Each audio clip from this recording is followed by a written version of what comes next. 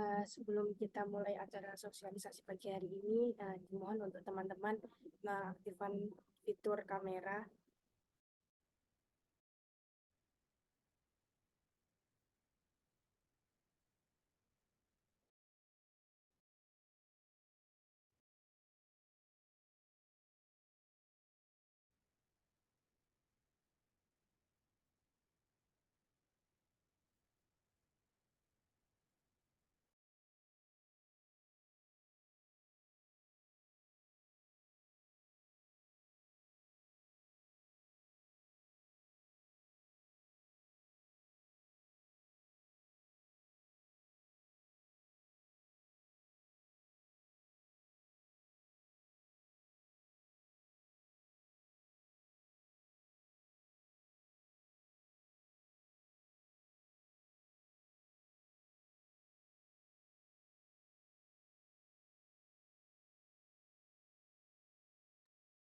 Assalamualaikum warahmatullahi wabarakatuh. Salam Om Swastiastu, Namo Buddhaya, salam kebajikan bagi kita semua. Selamat pagi, saya ucapkan terima kasih yang sebesar-besarnya kepada teman-teman yang bersedia untuk hadir di Zoom ini guna mendengarkan sosialisasi yang akan kami lakukan. Sebelumnya, perkenalkan nama saya Alvin Alfa Fitria dengan NPM 002 dan rekan-rekan saya. Saya Melinda Yustisiarini dengan NPM 020. Perkenalkan, saya Hilmi Basmabardika dengan NPM 142. Saya Zaidan Nabil Farizi dengan NPM 155. Saya Aulia Rifanisa Fitri dengan NPM 164. Mungkin bisa tolong share screen.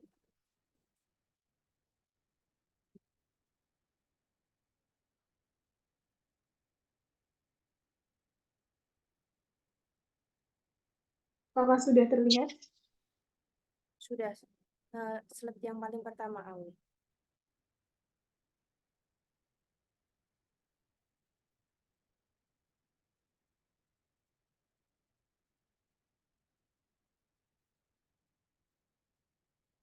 sini kami akan melakukan sosialisasi tentang pentingnya memahami legal standing dalam konteks hukum di Indonesia, hak membawa perkara ke pengadilan mengurai legal standing dalam konteks hukum acara Mahkamah Konstitusi. Lanjut.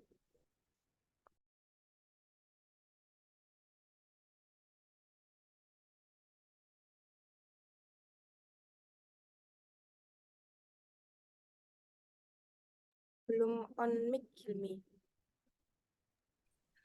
Oke, yang pertama yaitu definisi. Definisi hukum acara Mahkamah Konstitusi sendiri merupakan sebuah peraturan hukum yang di dalamnya bersifat formil, yang dimana memiliki fungsi sebagai penegak dari hukum yang ada pada hukum materil. Maka dari itu, hukum acara Mahkamah Konstitusi ini bisa dijajarkan bersama hukum acara lainnya, seperti hukum acara pidana ataupun hukum acara perdata. Hukum acara Mahkamah Konstitusi ini mempunyai ciri-ciri unik lantaran dalam menegakkan hukum yang memiliki sifat material tidak mengacu terhadap undang-undang atau kode hukum yang spesifik. Boleh di next presentasinya. Oke, yang kedua yaitu asas atau prinsip dalam hukum acara Mahkamah Konstitusi. Untuk asas yang pertama yaitu ius curiae novit. Asas ius curiae novit ini prinsip yang menetapkan bahwasanya pengadilan tidak berwenang untuk menolak sebuah perkara. Lalu yang kedua yaitu persidangan terbuka untuk umum. Prinsip ini yang menyatakan bahwasanya proses persidangan yang terjadi di pengadilan harus terbuka bagi publik. Prinsip yang berlangsung pada semua jenis pengadilan karena merupakan asas yang bersifat umum, melainkan pada keadaan spesifik yang diatur secara spesifik oleh undang-undang. Kemudian yang ketiga yaitu asas independen dan imparsial. Jadi, agar bisa menjalankan proses pemeriksaan serta pengadilan pada kasus harus dilakukan dengan objektif dan juga mengeluarkan putusan secara seimbang. Hakim serta badan peradilan wajib memiliki independensi yang mengartikan bahwa mereka tidak boleh disalahgunakan oleh lembaga atau kepentingan manapun dan juga harus menjaga ketidakberpihakan terhadap salah satu pihak yang terlibat dalam perkara atau bersikap adil. Lalu asas yang keempat yaitu peradilan dilaksanakan secara cepat, sederhana, dan juga biaya ringan. Prinsip ini memiliki tujuan untuk memastikan bahwa akses terhadap berjalannya peradilan serta keadilan bisa dinikmati untuk semua golongan masyarakat. Lalu yang kelima, hak untuk didengar secara seimbang. Di Badan Peradilan Umum, setiap orang yang memiliki sengketa atau yang bersengketa mempunyai hak yang sama untuk didengar secara adil. Dan yang keenam, hakim yang memiliki sifat aktif. Jadi, dikarenakan sifatnya yang selalu berhubungan dengan kepentingan umum dan penegakan konstitusi, hakim konstitusi aktif dalam mengumpulkan informasi dan data selama persidangan, baik dari bukti fisik, kesaksian, orang yang memiliki kompetensi di bidangnya maupun pihak yang terkait. Lalu untuk yang ketujuh, asas praduga keabsahan. Prinsip praduga keabsahan menegaskan bahwa segala tindakan yang dilakukan oleh pemilik kuasa dinilai sah selama serasi dengan ketentuan hukum, kecuali yang diutarakan sebaliknya. Baik, presentasi selanjutnya akan diterangkan oleh rekan saya. Terima kasih. Baik, di sini saya akan menjelaskan terkait tentang pengertian legal standing atau kedudukan hukum. Jadi pengertiannya adalah prinsip fundamental dalam hukum yang menentukan apakah seseorang atau suatu entitas memiliki hak atau untuk mengajukan gugatan di pengadilan. Konsep ini penting untuk menjaga efisiensi dan legitimasi sistem peradilan dengan memastikan bahwa hanya pihak yang memiliki kepentingan hukum yang sah dapat membawa suatu perkara ke hadapan pengadilan. Next. Nah, lalu di sini saya akan juga menjelaskan komponen legal standing. Jadi, komponen-komponen legal standing terdiri dari beberapa komponen utama yang harus dipenuhi agar suatu pihak dapat dianggap memiliki kedudukan hukum yang sah. Sebagai berikut, yang pertama adalah hak dan kepentingan. Yang dilindungi artinya adalah pemohon harus menunjukkan bahwa mereka memiliki hak atau kepentingan hukum yang dilanggar atau terancam dilanggar oleh tindakan tertentu. Lalu yang kedua adalah kerugian. Adalah seorang pemohon harus bisa membuktikan bahwa dirinya benar-benar mengalami kerugian yang konkret, bukan hanya sebatas dugaan atau hipotesis. Lalu yang ketiga adalah hubungan kausalitas. Adalah harus terdapat tindakan yang menjadi dasar permohonan dengan kerugian yang dialami oleh pihak pemohon. Untuk selanjutnya akan dijelaskan oleh rekan saya.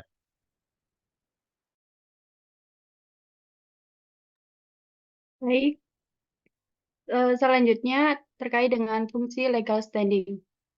Yang pertama ada menjaga efisiensi peradilan. Legal standing dapat mencegah adanya tumpukan permohonan dari pihak-pihak yang tidak memiliki kepentingan langsung. Yang kedua itu ada menjamin adanya kepastian hukum. Artinya, dengan menetapkan siapa saja yang berhak mengajukan gugatan atau permohonan legal standing dapat membantu menjaga ketertiban atau kepastian dalam sistem hukum. Hal ini tentunya memastikan bahwa hanya pihak yang memiliki kepentingan hukum yang diakui untuk berperkara di pengadilan. Dan yang ketiga, ada perlindungan hak.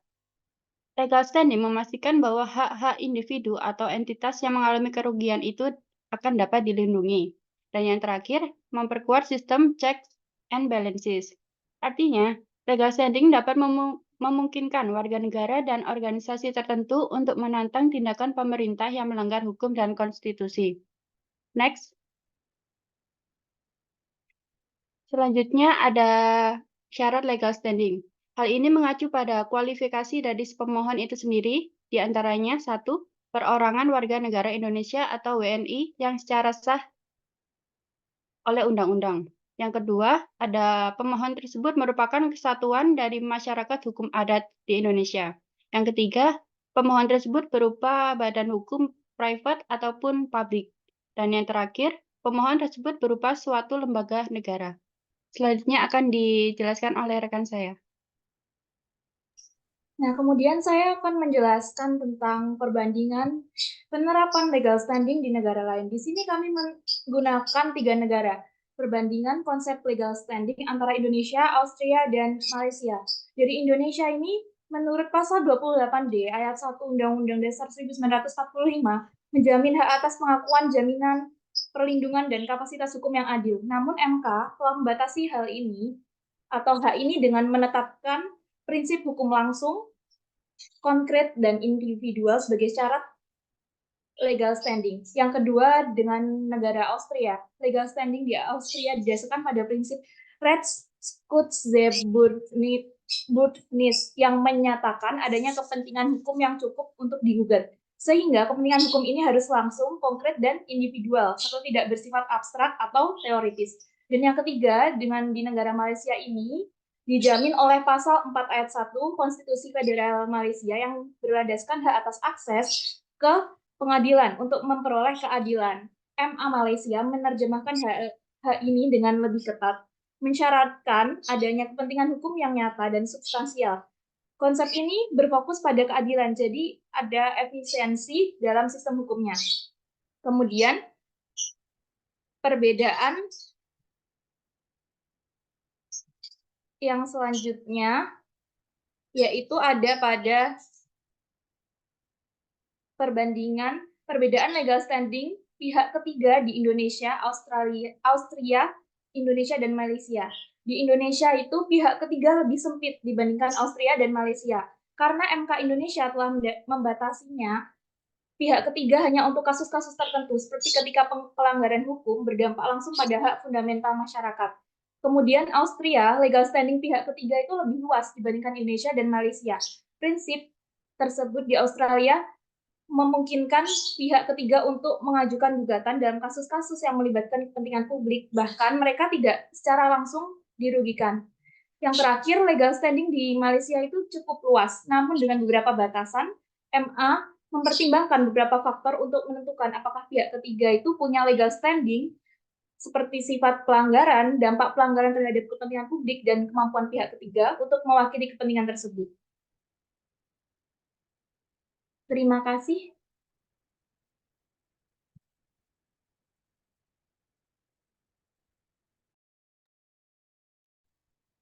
Sekian sosialisasi yang bisa kami lakukan. Selanjutnya kami membuka sesi tanya jawab. Untuk itu kami menghimbau kepada teman-teman yang ingin bertanya untuk mengaktifkan fitur raise hand terlebih dahulu.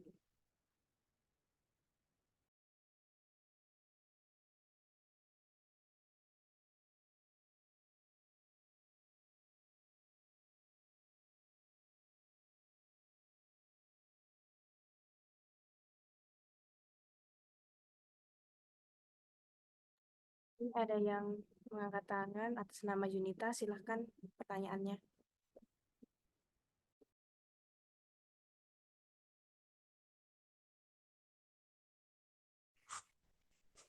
Baik, sebelumnya terima kasih atas kesempatannya. Perkenalkan, nama saya Yunita. Pertanyaannya adalah, bagaimana konsekuensi hukum jika saya sebagai pemohon tidak dapat membuktikan legal standing saya? Terima kasih. Baik, terima kasih banyak atas pertanyaannya Yunita. Mungkin kami minta waktu terlebih dahulu untuk menjawab.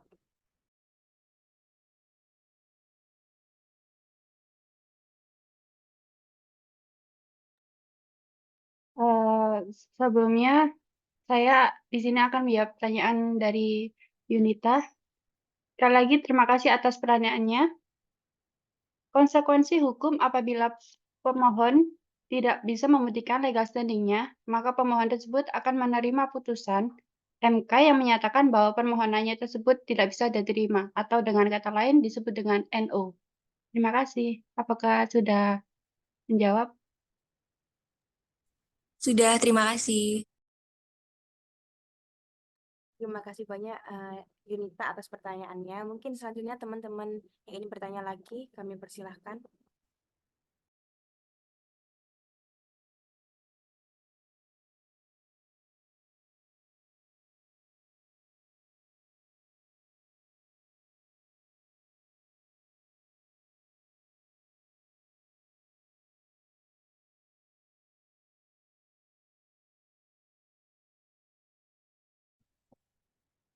Izin bertanya, apakah suara saya terdengar jelas? Terdengar. Sebelumnya perkenalkan, nama saya Sarwan Bahtiar. Izin bertanya, bagaimana Mahkamah Konstitusi menafsirkan dan menerapkan konsep legal standing dalam memutuskan apakah suatu perkara dapat diterima atau tidak? Baik, terima kasih banyak atas pertanyaannya. Kami meminta waktu sebentar untuk menjawab. Anas.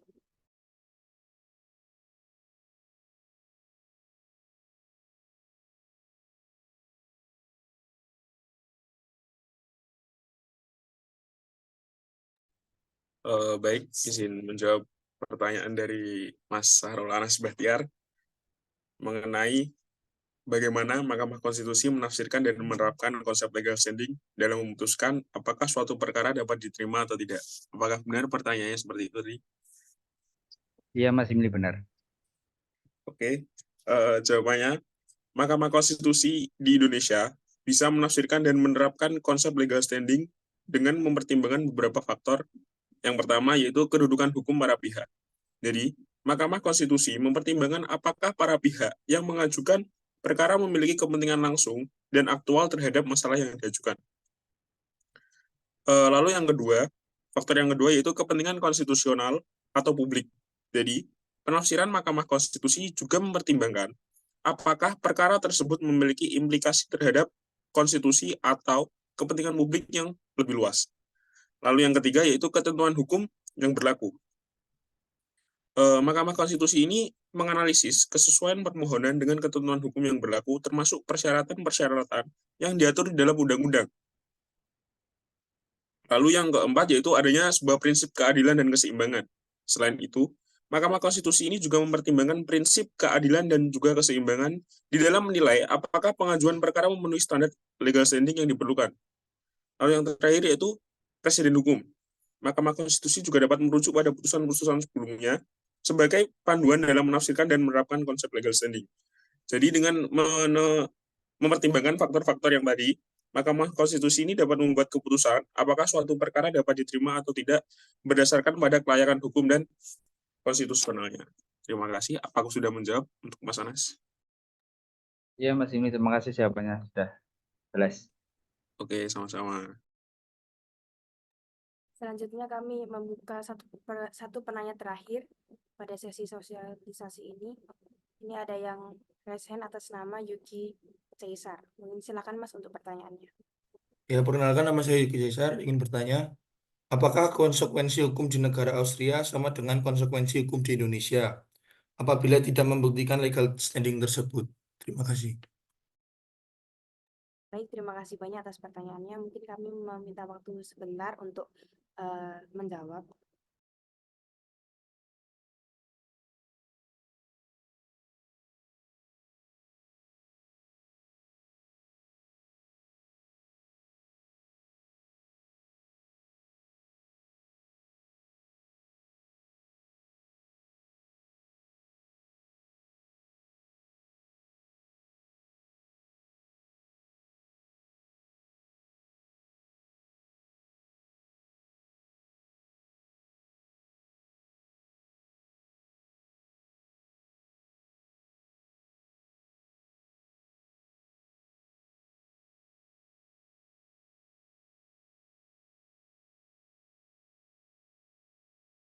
Baik, saya akan menjawab pertanyaan dari Yuki Caesar. Terima kasih atas pertanyaan yang diberikan.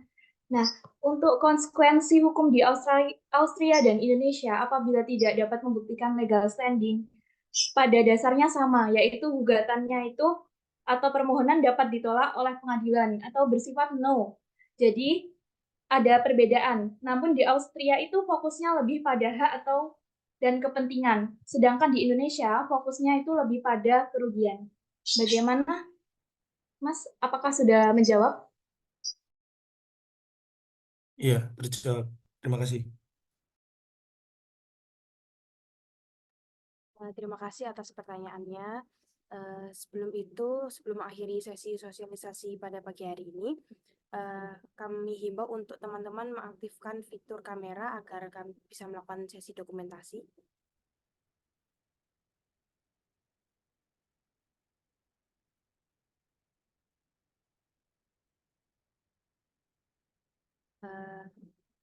Teman-teman yang belum mengaktifkan fitur kamera bisa segera mengaktifkan.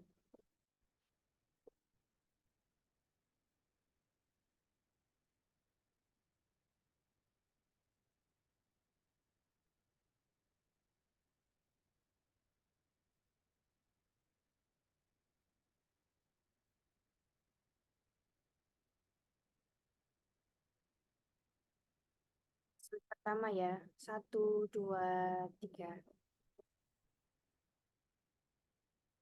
Slide kedua, 1, 2, 3.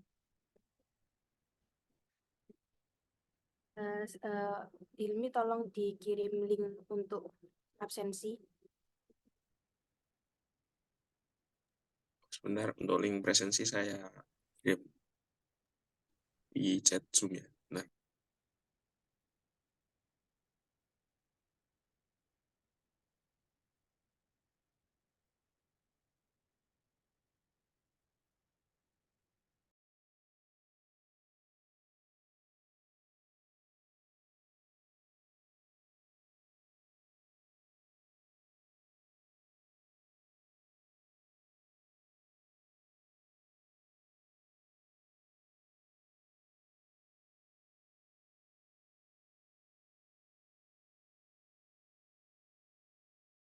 Silakan teman-teman untuk mengisi absensi terlebih dahulu yang sudah tertera pada kolom chat Zoom.